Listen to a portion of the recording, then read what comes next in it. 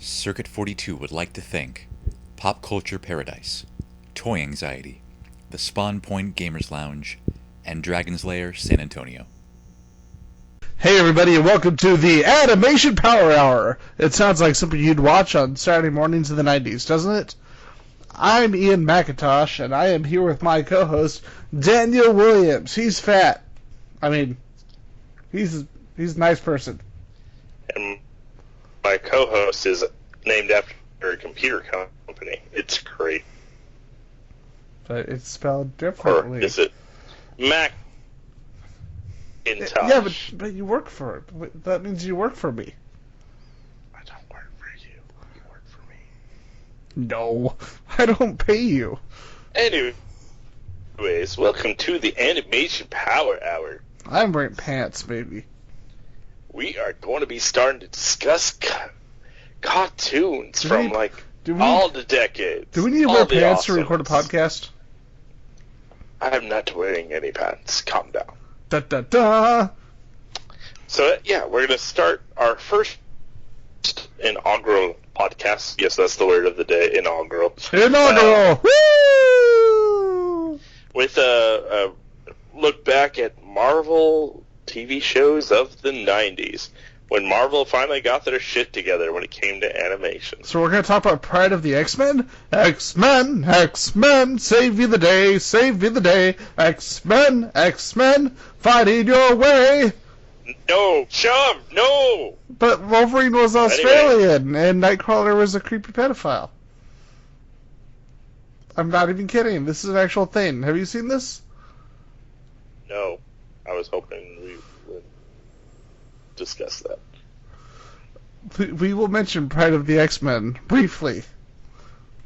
Walking out the door. You bastard. You bastard. Run, people, run! Okay, just briefly. Pride of the X-Men was basically a pilot made in 1989 by Sunbow, the same people who made G.I. Joe, and it was actually extremely well animated, and it took the characters that Chris Claremont had made famous in his X-Men run in the 1970s and 80s. The only problem is that apparently the people who were writing the show didn't know how to write the X-Men at all. We've actually had a couple of the actors from it on here, and even they don't know why Wolverine had an Australian accent and Nightcrawler was basically a pedophile. I'm not kidding. Throughout the whole thing, he is creeping on Kitty Pryde, who is supposed to be 13, mind you. Well, Nightcrawler is great German man. That sounded like a Russian. I don't know why I went to Russian with that. You're actually German! How did you fuck that up? Yes, I am German. I bow my head in shame. Okay, so getting away from that. Time for some wreck. Marvel TV from the 90s, not something that never came to fruition. Well, the pilot did lead into a much better animated show that will start our podcast. X-Men.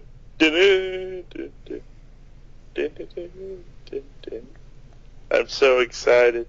Alright. So, with our first show, X-Men the Animated Series. Our first actual show, not just a pilot that didn't get picked up. It was picked up. No. Thrown across the room. Okay. Okay, but on a serious level, X-Men's amazing. Yep. It's got its moments of cheese rewatching it, but it still holds up really damn well. And There was this guy named Worf. He was in the first episode, then he was never on the show again. No. 50 seasons later. No, dude, it was like next season. They brought him back. It was like the end of the first season. They brought him back as a villain, and you found out that he was actually being controlled by Mr. Sinister. Sinister. Yep, and his weird blue lips.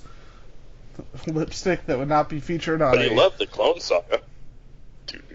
Has nothing to do with this. Yes, no, it does. Back to yeah, I mean, that interesting lipstick on a villain that would not be featured again until the Dungeons and Dragons movie, which we liked when we were younger because we were stupid. No, I never enjoyed that. I'm sorry. You're full. It came out in 2003. I was old enough to be like, nope. It had the best performance ever by Jeremy Irons. But yeah, Yeah, it was kind of cool if they covered things like Days of Future Past, Phoenix Saga, Age of Apocalypse, The Phalanx. The Phalanx Covenant. Let's not talk about that. That was season 5. And the Legacy Virus. Yeah, the Phalanx Covenant was season 5, and the animation got really, really bad. Like, yeah, budget got dropped near the end. Oh yeah, and the worst part is, like, they released it on DVD, and they did it in such a way where you have to actually, they fucked up the order of the episodes, and it's done in such a way where you have to pick up season 5 to get the rest of the episodes from season 4. That's unfortunate. Yep. Which is weird because 1, 2, and 3 didn't have that problem. It's almost like they knew no one would buy season 5. And then Fox did what Fox always does and cancels things because they don't have enough control. Well, yeah, but the show the show lasted 5 years. And let's be honest, that 5th season, I can understand why it got canceled. That 5th season sucked. Oh yeah, because the quality did go pretty much in the toilet. But at the same time, though, it was a really fun show. And it dealt with a lot of subject matter that you did not see on children's shows at the time. It was kind of that Sadly. cool... Huh? Yeah, go ahead. I was going to say, it was kind of a cool time where, you would get shows like that, X-Men the Animated Series, Gargoyles, and really, that hasn't happened again till now. Like, with shows like Avatar and Legend of Korra, where they're really bringing that kind of mature storytelling back to animated television. Mm. Also, we would love to play the opening theme of X-Men, but due to copyright, we will not do that on this episode. Yeah, we have no time for the copyright police. Copyright police be like, is that the X-Men opening theme? No one's heard about talks about that show the in entire years. show, so we have the right... No, you don't. Haha, we're cutting your video. Yep. So, what did you have anything else? Actually, you know what we should bring up on the X-Men show? We should bring up, as part of the Marvel Secret Wars, they actually have an X-Men 92 comic right now. It's an ongoing series that is set in the universe of the 1992 cartoon. Yeah, that is pretty cool. And one of the great things I love about the first issue was that they bring back Cassandra Cain from Grant Morrison's X-Men, but they do it in this 90s way where she's got this giant shoulder pads and this thing that's like wrapped around her, and it's amazing.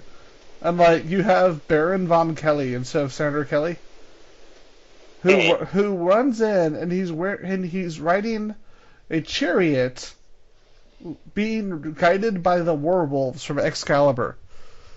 I'm not even kidding, at all. But this comic has one of my favorite X-Men lines now. Because the whole concept of it is that peace has finally been figured out between humans and mutants, and so they can actually walk around they can walk around publicly and people can know who they are and they won't have to face persecution as much. So Logan walks into the store that is literally a store that's made to sell clothes for like rough tough dudes, and it's like it's got like log cabin decor and it's awesome. And the woman who works in there sees him, identifies him, and says, I thought you'd be taller.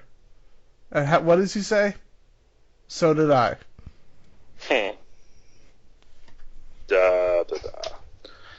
Yeah, I'm also was pretty big on the X-Men because, like, at the same time there were, that was playing, we also had the Batman animated series, so it was a great time watching the Saturday morning cartoons, and you had X-Men and then you had Batman at the same time, so it was like, yeah. Also, I did like that since they were dealing with things from like Claremont's run, we had a lot of social commentary episodes that were pretty cool. Yep. And with that, we'll move into Fantastic Four. So, here's the thing about Fantastic Four. Marvel ran into this weird pattern with this and the other shortly lived Iron Man series, where the first season was absolute balls, and the second season was awesome. And it was really weird because, like, remember Herbie from the old Fantastic Four cartoon where parents were afraid that the Human Torch would make kids want to set themselves on fire? Because this is a real thing, by the way. Wow. So here's the beauty of all this. They make a robot named Herbie. The purpose of Herbie was to have an alternate character so kids would not try to light themselves on fire. They introduce a character in the 90s series named Nanny, who is there to try to add humor. Wow. They had a nanny who was there to add humor to the show. Nanny was scrapped after the first season. So this show was I would not say great. The second season was actually pretty serviceable.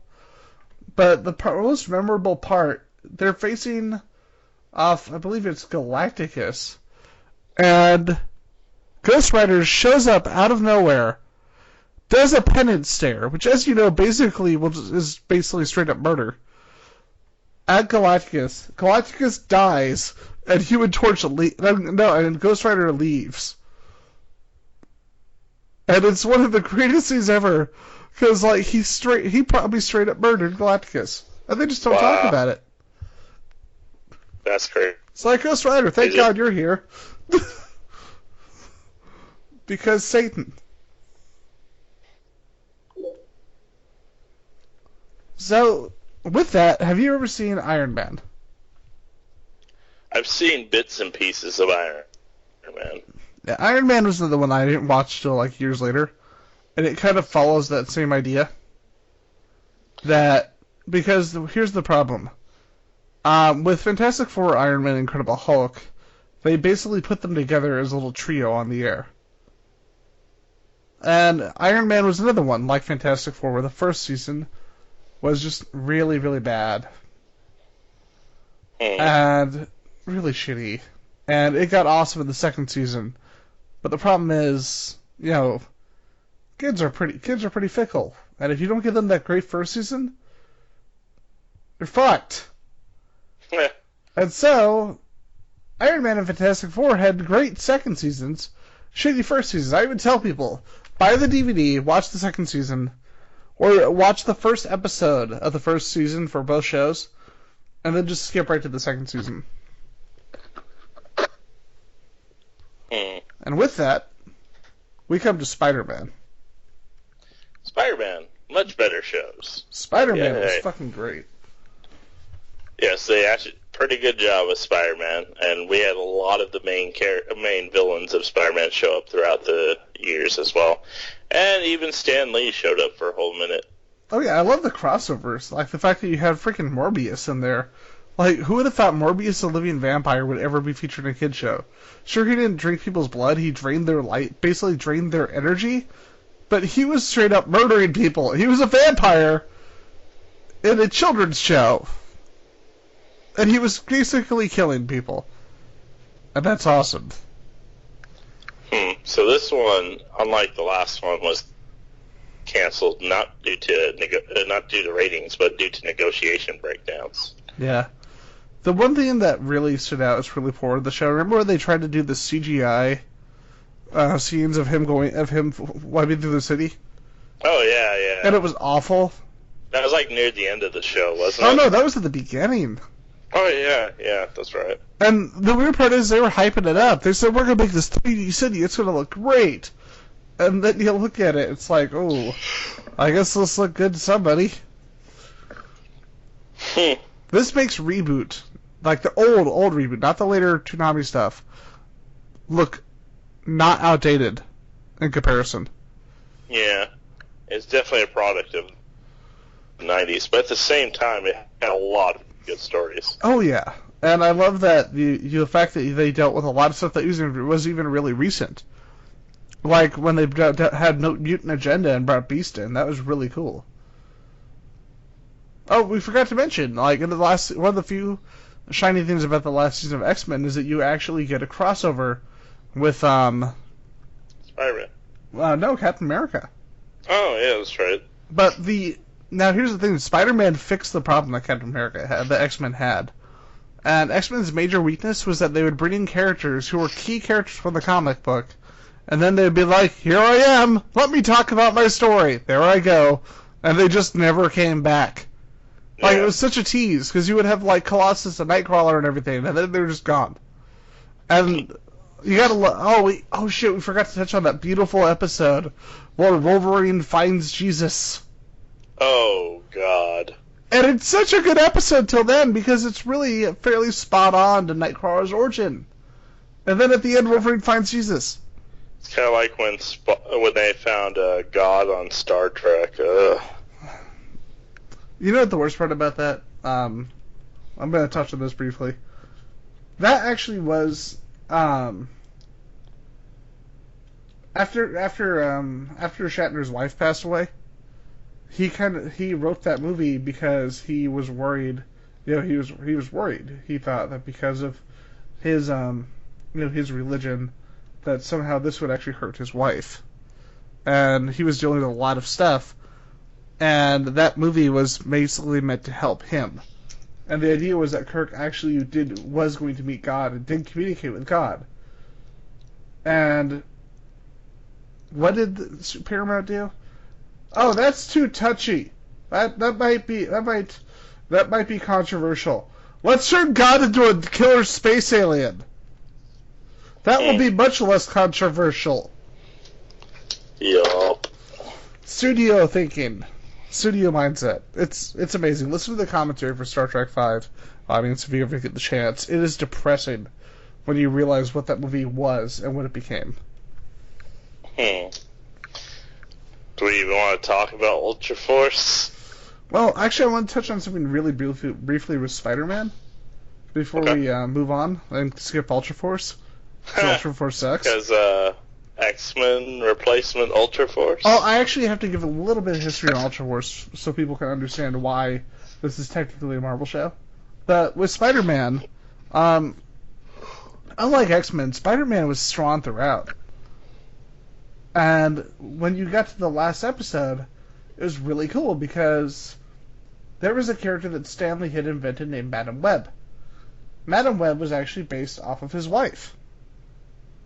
And they've always made some reference to Stan Lee's wife whenever Madam Web's appeared. So what they did for this episode, and I believe, I could be wrong, Madam Web is actually played by Stan Lee's wife. Oh, wow. And they cause this giant epic battle that can only be resolved by bringing every Spider-Man from every parallel dimension and storyline or world together. Including Ben Reilly as the Scarlet Spider. Oh, that's right. I forgot they did parts of the Clone Saga. Well, they didn't even touch on the Clone Saga, but they touched on Ben Reilly, which is good, because Ben Reilly was one of the few good parts of that storyline. Yeah. And he Initially, explains anyway. Well, his character held up throughout. Like, his character was the only consistent thing throughout that. But, he explains his story, and what does Spider-Man say? That infamous line that's been in many Linkara videos? That sounds like something out of a bad comic book. When Saban, the Power Ranger guys, are like, dude, bro, your comic sucked. Yeah. But, here, talk about shit. Fill up dead air. I'm gonna go find exactly which Spider-Mans are actually in that episode. So, Spider-Man went up against a bunch of villains that were pretty cool. There was, like, the Rhino. He rhinoed all over the place. That Venom. No one knows who that is. And Venom just venomed all over the place. And then there was, I was right, by the way. That was actually Joan Lee. the Hunter. There we go. I was actually right. That was actually Joan Lee, the wife of Stan Lee, and she appeared several times throughout the show. We have filled the gap.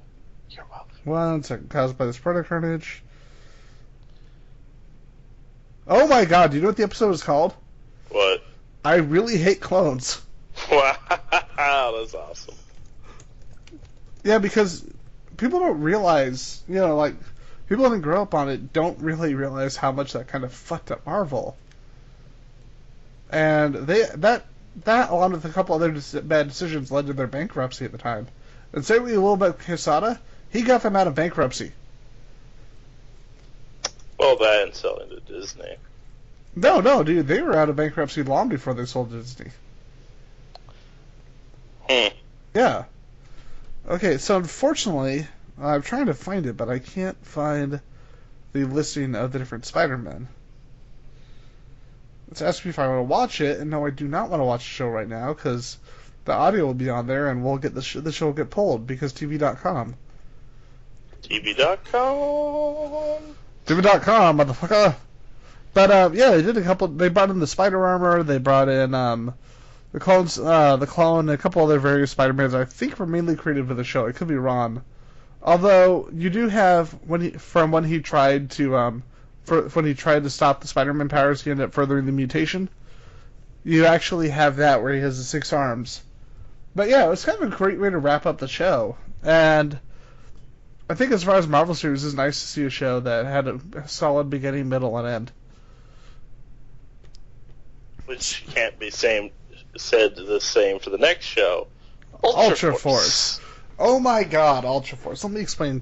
I have no clue what Ultra Force is. So, Ultra Force is an interesting beast. Because, have you ever heard of a comic company called Malibu? Yes, sadly. Malibu was not actually a bad company, but Malibu was kind of interesting. Because Malibu actually started off a lot of other comic companies who started with them. And like they helped start Image, they helped start Another Press, a bunch of companies, and they created a universe called the Ultimate Universe. Oh, and they also helped kickstart a little comic called Men in Black. Men in Black. Yep. But interesting history. The Ultimate characters actually got bought by Marvel, and Marvel did some stuff for them for a little while, but technically. Actually, no, I'm wrong. I am dumb. So, they actually got purchased by Malibu. Malibu got purchased by Marvel in 1994. And so they could keep publishing their own work, but Marvel could actually do crossovers. It was kind of cool. But, unfortunately, as soon as Marvel acquired them, they kind of went down the shitter. Yeah.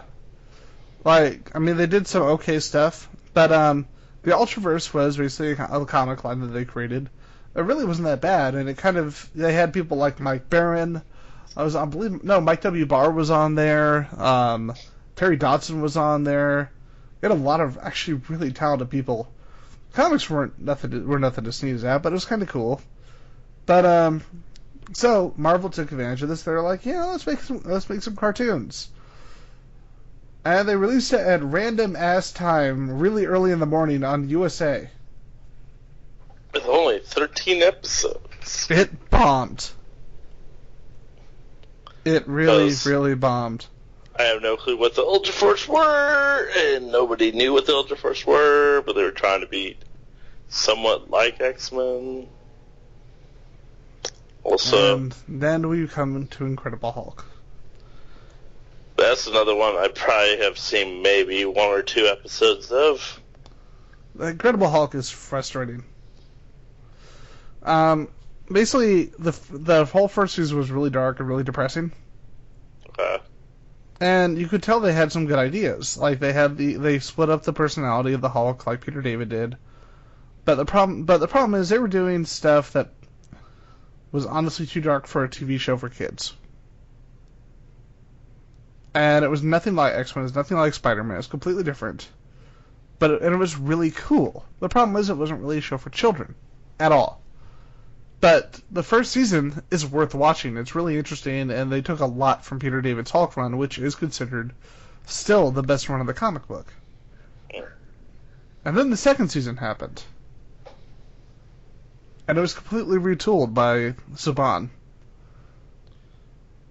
You gotta have some She-Hulk up in that Hulk season. Oh, yeah. Yeah, they brought in She-Hulk. They completely steamrolled over everything for the first season. And all of a sudden, he's teaming up with Doctor Strange, and there was actually a character. There were just these characters completely ignored, and all of a sudden, he's being teamed up with War Machine and Tron Man. Who the hell is Tron Man? Wait, I think this is a typo, but that would be amazing. I think it's Iron Man. But yeah, he would get teamed. Yeah, it's a typo. I want that to happen. I was like, dude, I want to see some Tron Man. No. It turns out it's not Tron Man. It turns out it's that. What was that fucking show The one that they reviewed on Cinema Style by 80s Dan, where it was made by the guy who made Tron, except it had Desi Arnaz Jr. Oh, yeah. Yeah. And not good shows like My Mother the Car, but like bad shows, like whatever the fuck that show was. There was the... What was that show? I want to find it out now. Automan! There you go, Automan. Automan! The best show ever. General Ross went from hating the Hulk to suddenly being like, dude, you're cool, by the end of the second season, too. The character that's hated Hulk since the beginning, like, ever. Yeah, that's what we call trying too hard to have an arc. It's like, that's an arc? The guy that's always hated the Hulk is suddenly like, dude, I'm cool with you. You're a good guy. And now for the most frustrating of Marvel shows. The one that should have kept going but got canceled. Yes. Silver Silver Surfer. Smurfer. Silver Smurfer. Apparently he's like blue. A porno name. Silver Smurfer. No, that sounds like a cartoon Smurf crossover. Silver Surfer was fucking awesome. Show had really good writing, really good performances, really nice animation, and it was one of the few shows in the 90s that actually used CGI well, because they knew when to use it. Like, Galactus was created entirely with CGI. Space helmets were made in CGI, but a lot of it was done by hand. Really, really good show. And felt straight out of the comic books. They brought in a lot of characters. It really felt like you were watching the comic book on screen.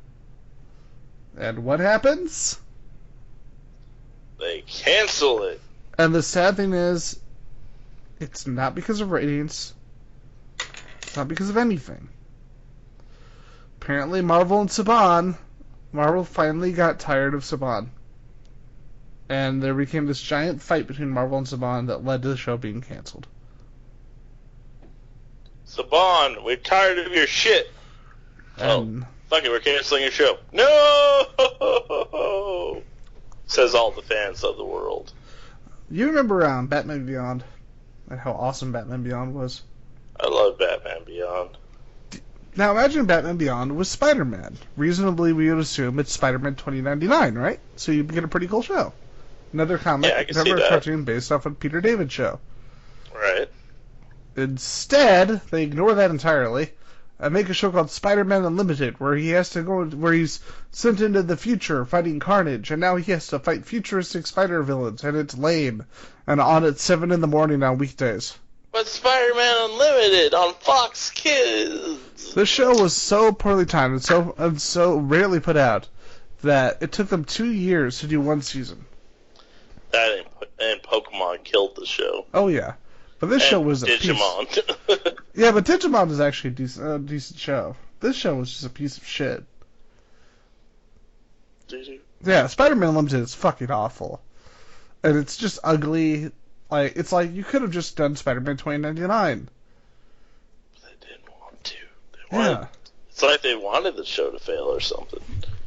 And let me show you what the costume looks like from Spider-Man Unlimited. Sure. This is the ugliest fucking thing ever. For those who remember Spider-Man Unlimited, I'm sorry. Marvel. Why? Oh, by the way, he has a cape. Nope. Spider-Man has a cape. There you go. Tell the audience what you see, Dan.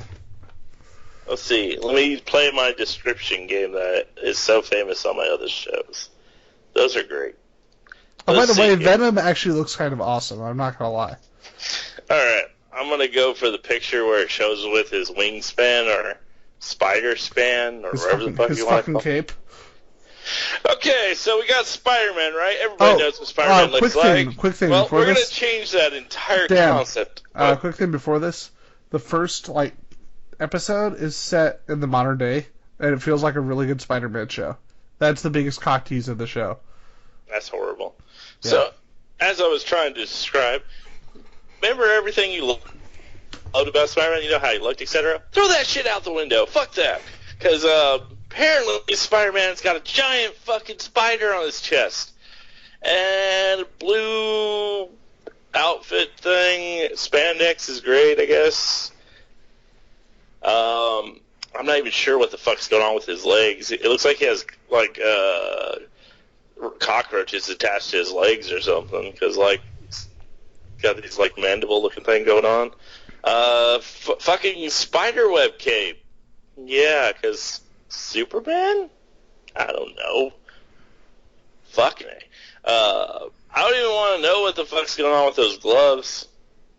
So, like, these gloves look like talons. I don't know why I said talons. But, yeah. Talon! The world's greatest superhero! His gloves look like talons, and his fingers don't even look proportionate to, like, a real human. It looks like his finger on his right hand looks like it's broken or just misaligned or something. I was like, did they think that was cool? Oh, and he has shoulder pads, or what? No, sorry, he has armbands or something that look like shoulder pads. He looks like he's wearing a football jersey, pretty much. Oh, but he has a trademark Spider-Man mask, so there's that. But it's like giant as fuck for some reason. Also yellow. So, Dan, I'm going to send you 2 other pictures from the show. And I want you to describe what you see. First one's going to be of Venom and Carnage. He's going to show me pictures. Alright, let me see. This is the first picture? Yeah. Okay! I don't even want... Okay. So... Alright, keep that in mind. Remember how I told y'all to throw Spider-Man out the window when it comes to description? Do that double for Venom and Carnage. Venom actually looks kind of decent. Okay, so you look at Venom, and he kind of looks like Venom, but for some reason he has like a... if you ever been to a circus, like clown blows up a balloon, it looks like his head is attached to a bunch of balloons from a circus. He looks like a linebacker. Also, he has a bunch of those, too. I'm like, what the fuck? It looks like he got mixed up with a Juggernaut or something, and they had kids or something. That would have been the product of Venom. Weird-ass spider emblem, I guess. Yeah, Venom looks like he also has his spine on the outside instead of the inside. Because reasons. I guess he's the closest thing to the actual character. And then we look at Carnage. So, while Venom did kind of look like the original Venom, Carnage does not look like Carnage at all. Because they decided Carnage needed spikes on his shoulders. He has like 3 pointy spikes on both shoulders. His face, he apparently looks like a giant bug. Like, look, he's got mandibles or something going on. And his claws. What the fuck is going on with those hands? And the dude needs to eat a burger or something. He looks anorexic as shit. Also, that neck. What the fuck? Is it like robotic or something? I don't know what the fuck's supposed to be going on here. So, yeah. So check out the second picture I showed you. It's one more of Venom and Carnage. Okay, so the second picture. Okay. So, remember how I described that Venom and Carnage? Well, now Venom's got some wings growing out of the back of his... They're curly-cues, clearly, duh. He has curly-cues, and Carnage has his curly-cues as well. Remember how I said Carnage looked really weird? Now he just looks like a demon, or he looks like the Violator from fucking Spawn, if you ever seen that movie. Except shittier. And Super Red, and the animation looks like it's like they couldn't even render red and black right. What the fuck is this shit? And this is why I don't watch. And then apparently there's this other picture you sent me for some reason of a guy riding a pony that looks like a robot. This is from the show. That's a robot pony, and he's a king robot dude. Something. Also, this pony doesn't even have a face. It's just this three-tiered, like wedge design thing going on. It looks like something you would see on like if BattleBots had like a giant version. Like, hey, can make vehicles instead of just little robots that fight each other. It looks like a BattleBot reject. That's what this is. Also, it looks like the front end looks like a drum kit or something. In the back, if I'm not mistaken, that's a spoiler. They put a spoiler on this horse motorcycle thing. And this dude's got a goatee, which is fine. But he's wearing this crown. His outfit looks horrible. I guess he's supposed to be wearing a bunch of shoulder pads and knee pads. I guess because 90s? I don't fucking know. This is gay. And the weird thing is, this was the late 90s where it was starting to get a little better. Yeah, like things were finally starting to get a little bit better. I mean, Joe Quesada had started Marvel Knights at this time, which was actually really good. Like, you had Kevin Smith doing Daredevil and shit. And this was what they were putting out.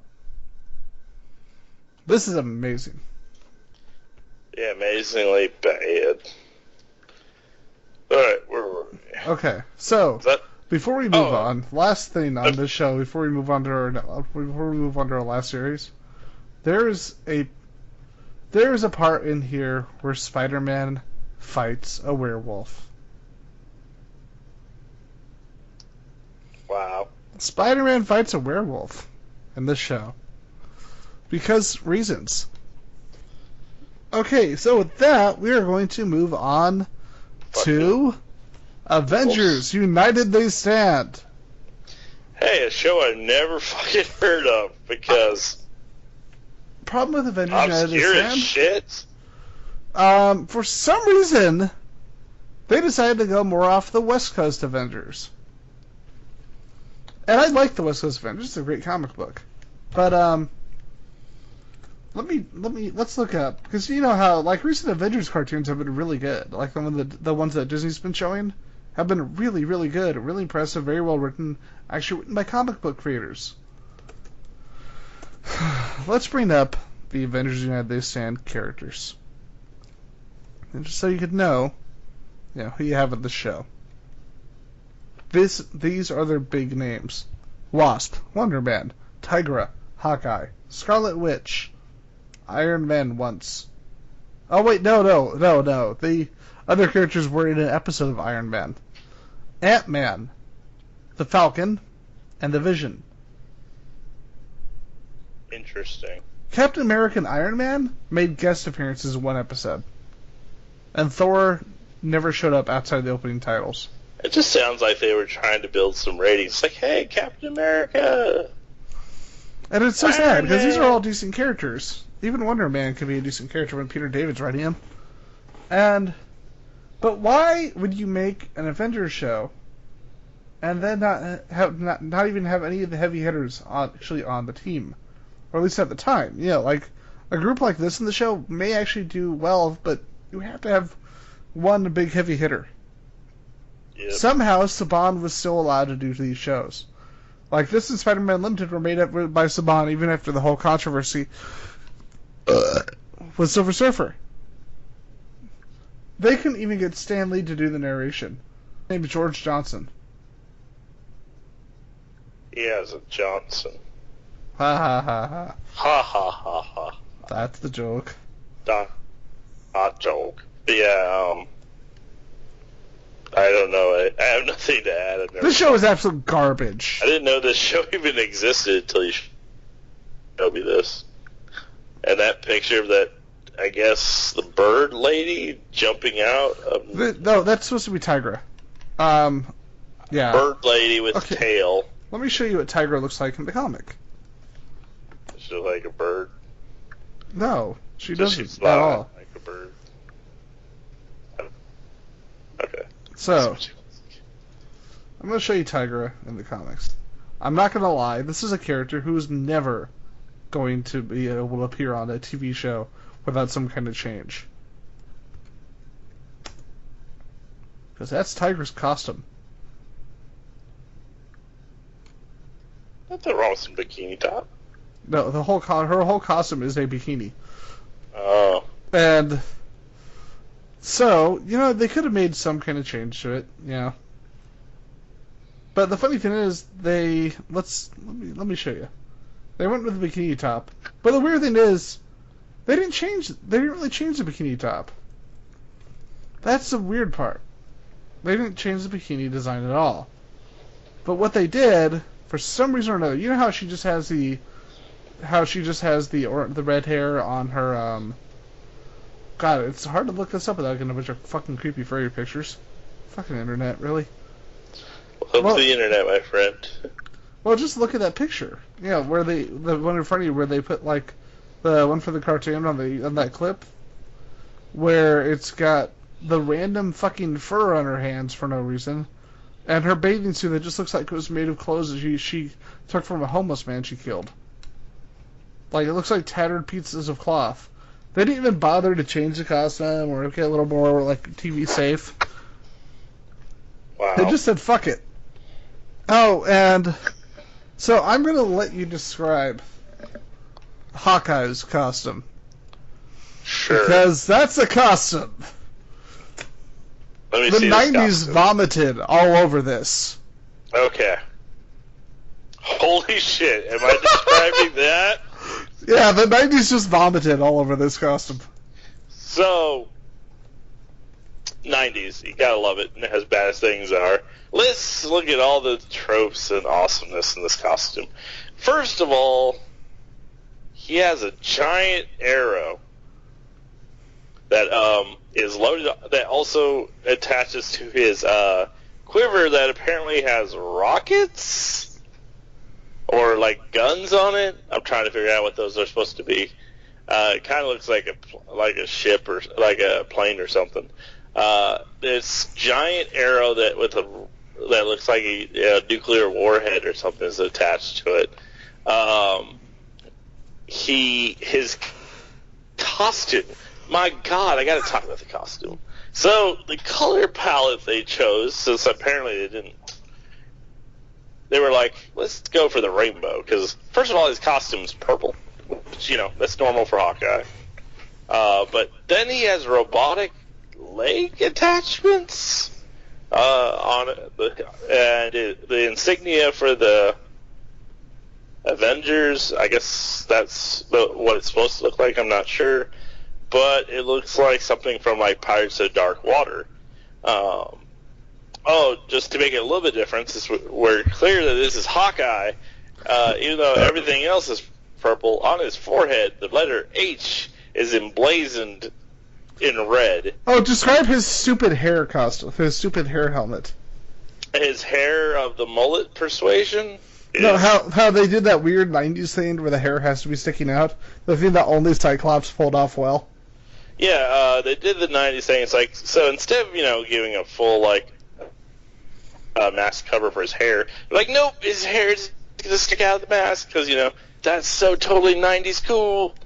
Also, I'm starting to think that those little lights I'm seeing on the far left are like rockets that power his quiver. I mean, I'm seriously thinking it's like a ship that he's using as a quiver, because I don't even know why he has like 2-3 looking gun rocket things attached to it, and the arrow itself looks like I said, a warhead. I'm like, oh yeah, okay. So while his suit's all purple and stuff, his gloves are a nasty green. Like someone had just puked up and shit on the floor at the same time.